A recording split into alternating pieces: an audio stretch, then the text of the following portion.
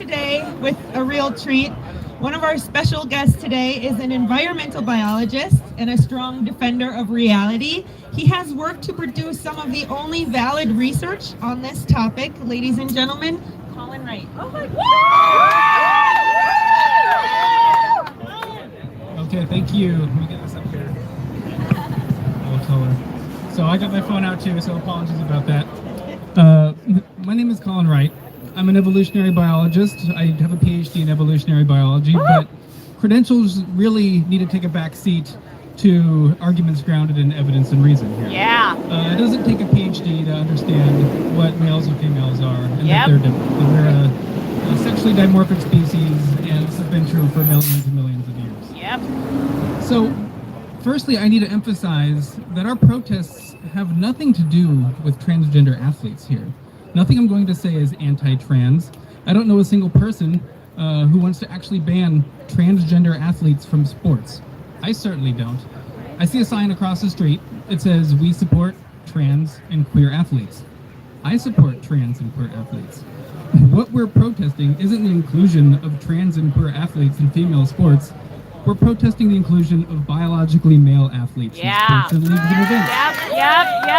In sports and leagues and events that are specifically set aside for the fair play of female athletes and only female athletes.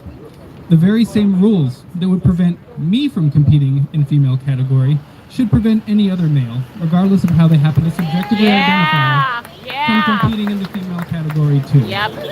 To demonstrate exactly how this has nothing to do with banning trans athletes and everything to do with keeping female sports female only, is to consider the case of Isaac Hennig. Isaac Hennig is a biologically female who identifies as a man, a transgender man. They actually competed this evening alongside Leah Thomas in a separate race. So, if we were trying to prevent trans athletes from competing in female sports, why aren't we here protesting Hennig's offense? Yep. We're not. The simple reason we're not is because Hennig is biologically female, and so competing in female sports is completely appropriate. Yep. Hennig is not taking testosterone, so they don't have any performance-enhancing effects of the drug, and so we're completely accepting of trans athletes across the board. Right. The female category in sports is exclusionary by design. Yeah. This is not because they're trying to be mean, but because we're a sexually dimorphic species, and female athletes are simply not able to fairly compete against males, given the advantages of male anatomy and physiology on athletic performance. Advantages that do not disappear simply by lowering levels of circulating testosterone. We all know this. This is obvious. Yep. And it really doesn't require someone with a PhD to point these things out. This is something, as Linda Blade pointed out, we all know what a woman was up until just yesterday, it appears. Yep. Everybody knows.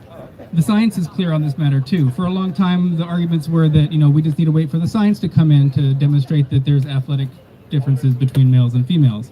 Well, since these arguments were made a couple of years ago, they're still being made, but since then, there's two major literature reviews that were published in two of the biggest sports medicine journals in the world.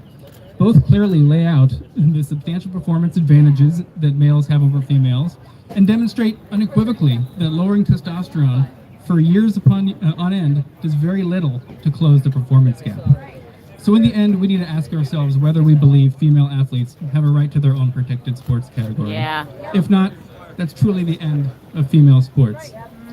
The existence of sexually dimorphic males and females, it's a fundamental fact of our biology, of our species.